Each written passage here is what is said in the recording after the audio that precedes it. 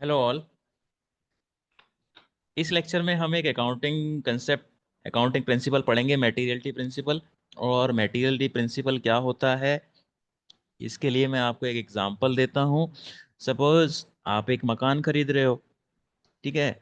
और आपने एक मकान जो खरीदा है, उसकी खिड़कियों में कुछ क्रैक्स आ रहे हैं, मतलब खिड़कियों के शीशे टूट टूट रहे हैं। और वो बेचने वाले ने आपको बताया नहीं है। तो अगर आपको पता चल जाए कि उसकी खिड़कियों में कुछ शीशे टूट रहे हैं, तो उस मकान को खरीदने का फैसला आप क्या बदल दोगे? नहीं, क्योंकि शीशे टूटे हुए हैं वो तो एक छोटी सी बात है। ठीक है, यानी कि ये जो इंफॉर्मेशन है शीशे टूटने की, ये मटेरियल इंफॉर्मेशन नहीं है। लेकिन अगर आपने कोई मकान खरीद रहे हो मकान, उसमें किसी की दीवार में क्रैक्स आ रहे हैं बड़े बड़े, और वो चीज़ बेचने वाले ने आपको नहीं बताया, और अगर आपको वो चीज पता चल गई तो क्या करोगे? आप अपना डिसीजन चेंज कर दोगे। ठीक है। तो यानी कि मेटीरियलिटी प्रिंसिपल क्या बोलता है, ऐसी इंफॉर्मेशन जो मेटीरियल है वो तो आपको अकाउंटिंग में बतानी ही बतानी है। और मेटीरियल इंफॉर्मेशन कौन सी होती है? जिससे कि सामने वाले का डिसीजन चेंज हो जाए। ठीक है। तो यानी कि अकाउंटिंग रिकॉर्ड्स जो आप बनाते हो या बुक्स ऑफ अकाउंट्स बनाते हो, उसमें आपको वो सारी इंफॉर्मेशन दिखानी चाहिए जो मटेरियल है। और मटेरियल इंफॉर्मेशन क्या होती है, मैंने अभी आपको एग्जांपल दिया। एक और एग्जांपल ले लो। मान लो कोई करोड़पति आदमी है, उसके 2,000 रुपये खो गए। तो क्या वो उसके लिए इतना मटेरियल? नहीं। लेकिन एक आदमी की जो कमाई है वो सिर्फ 10,000 रुपये, और उसके 2,000 रुपये खो गए, तो ऑफ कोर्स उसके लिए वो मटेरियल है। तो मटेरियल कौन सी चीज है जिससे कि डिसीजन चेंज होता है सामने वाले का? और मटेरियल क्या है, अलग अलग लोगों के लिए, अलग अलग बिजनेस के लिए अलग अलग चीज मटेरियल होती है। हो सकता है कि एक बिजनेस के लिए कोई चीज मटेरियल हो, और तो दूसरे बिजनेस के लिए वो चीज इतनी मटेरियल नहीं है।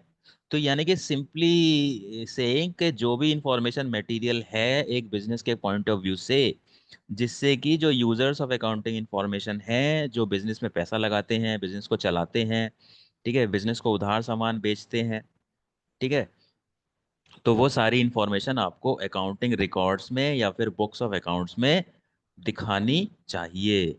ठीक है। तो मटेरियल इंफॉर्मेशन सारी की सारी दिखानी चाहिए। तो मटेरियल इंफॉर्मेशन तो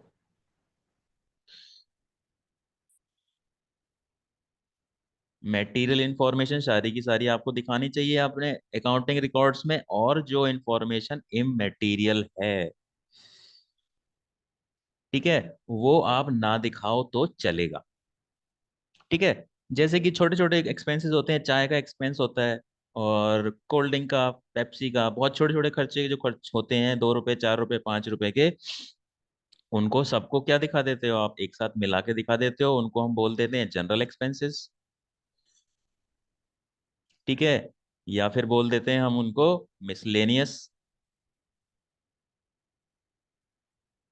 एक्सपेंसेस। या फिर हम उनको बोल देते हैं सन्ड्री एक्सपेंसेस।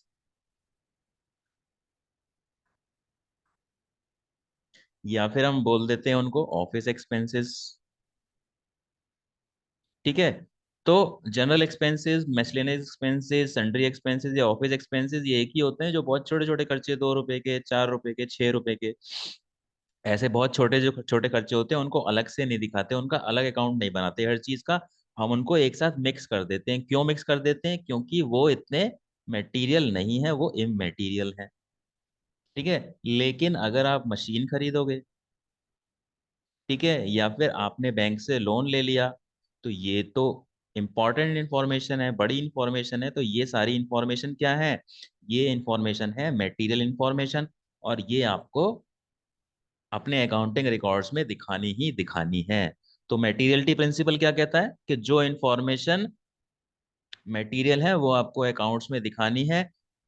और इससे पहले आपने एक और प्रिंसिपल पढ़ा था, full disclosure principle. Full disclosure principle क्या कहता है कि आपको ज्यादा से ज्यादा इंफॉर्मेशन दिखानी है। और उसमें भी एक वर्ड आया था मटेरियल इंफॉर्मेशन, दिखानी ही दिखानी है।